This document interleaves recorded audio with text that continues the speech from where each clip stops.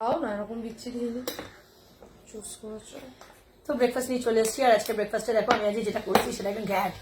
এটা অ্যাকচুয়ালি তোমার সিমুইটাকে আর কি ম্যাগির মতন করে খাওয়ার চেষ্টা করেছি, কিন্তু একদম ওয়ার্স্ট। আবার মুসলি আছে, মুসলি আছে, দুদিনে শেষ করে দেবো। উপমা আছে, কালকের উপমা আর ডিমটা সেদ্ধ মানে সে খুলে বেরিয়ে আসলো। আর একটা কেক। এবার আমি কেক ভাবছি আজকে। খেজুর হ্যাঁ খেজুরও আছে দেখে তাই। ওকে যাই হোক, আমি ভাবছি কেক একটা বানিয়ে রাখবো, প্রত্যেকদিন একটা করে কেক খাও।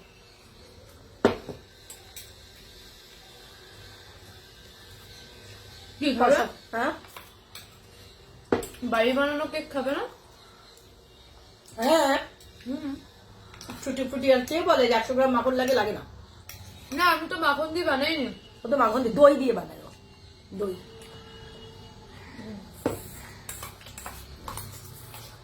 এগলেস কেক বানিয়েছিলিস না একবার? না।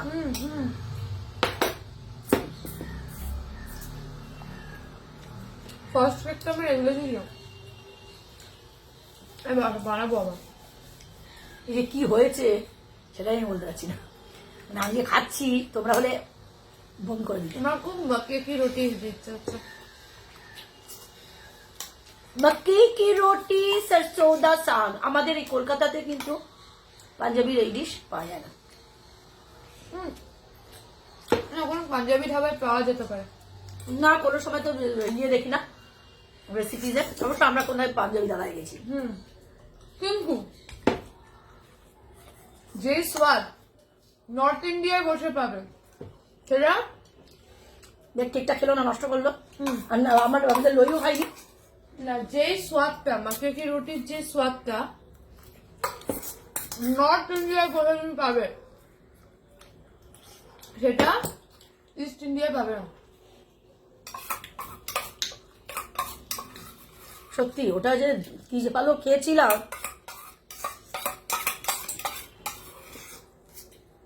আমি মাকে কি রুটি মানে আমি না কাশ্মীরে আমার ভাত খাওয়া হয়ে গেছে।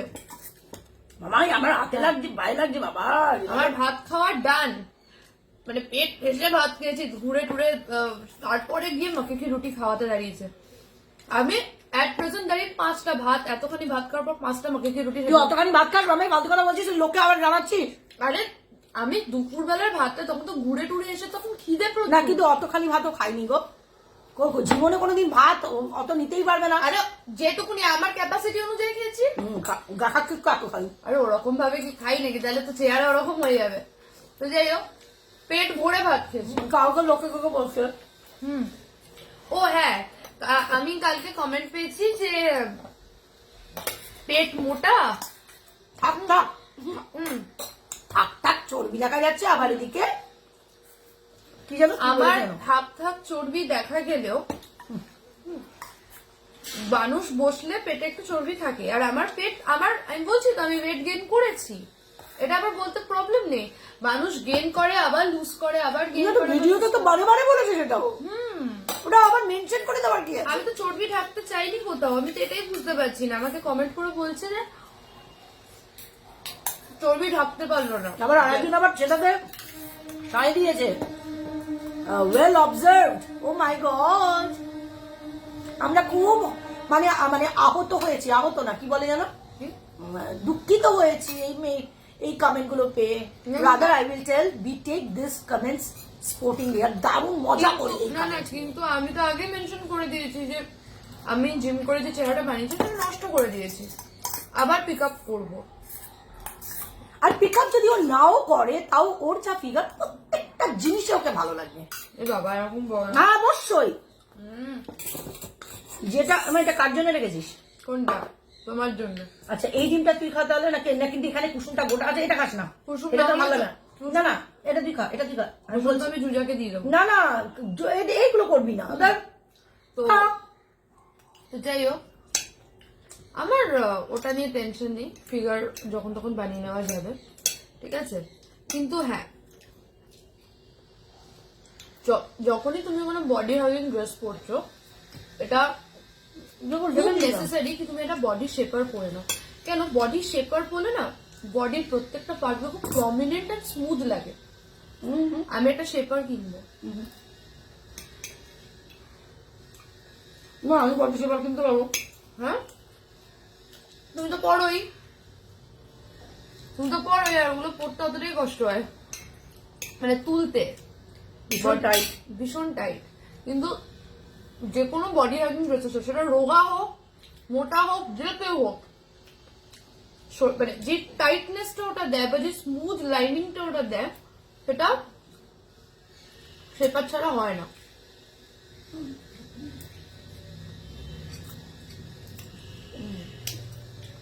যাই হোক, তাহলে গুড অবজারভেশন আমার ব্যাপারে। না হ্যাঁ, গুড অবজারভেশন, না ওয়েল অবজার্ভড। ওকে, ওটা ওরকম ভাবে অবজার্ভ না ওয়েল করলে অবজার্ভ চলবে। না perfectly observe something like this. আরে ওদের মিষ্টি লাগছে, ওরা তো পরে, আমি এই ড্রেস পরে অলরেডি বের গেছি, অডিশনও দিয়েছি। এই ড্রেস পরে আমি ক্যাফেতেও, মানে আমাদের এখানে ক্যাফেটা বন্ধ হয়ে গেছে, আমি ছবি শেয়ার করবো। করিস তো, মানে তোমরা তো ভাবতেও পারবে না মনে হয়। I think for that reason only ওই কথাটা বলেছে। পেটে থাক থাক দিকে, হয়তো কমেন্টটা যেভাবে করেছে তাতে আমার ইমাজিনেশনে বলে তার চোখ মুখ ঠিক এরকম হতো যদি সে মুখে থ্রো করতো।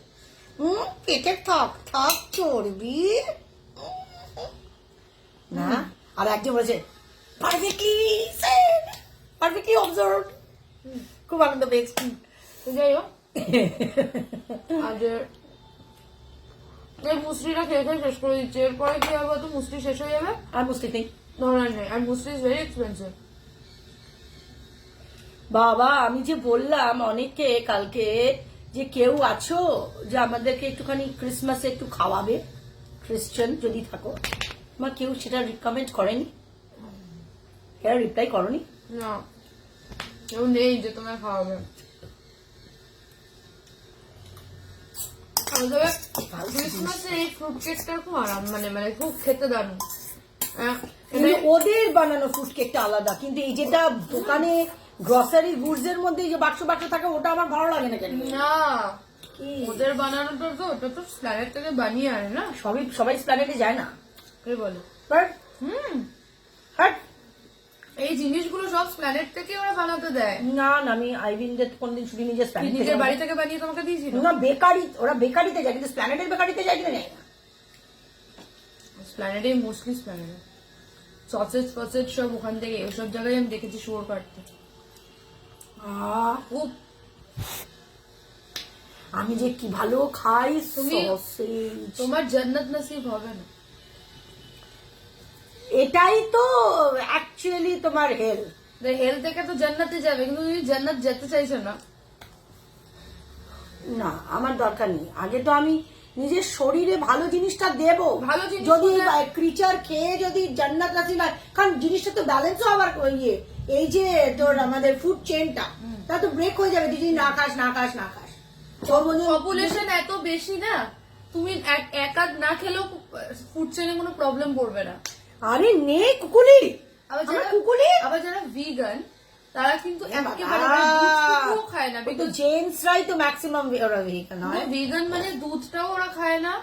আর দুধটা তো অ্যানিমেলের দেওয়া, হ্যাঁ, ওই জন্যই তো দেওয়া। এমন, ওই আর জন্যই তো সত্যি এটা- পনির খায় না, ওরা তো টোফু খায়। এবার আচার্য প্রশান্ত সেটাই বলছে যে ওটা गाय का অতিরিক্ত। दूध सिर्फ गाय के बछड़े के लिए है, तुम्हारे लिए नहीं है।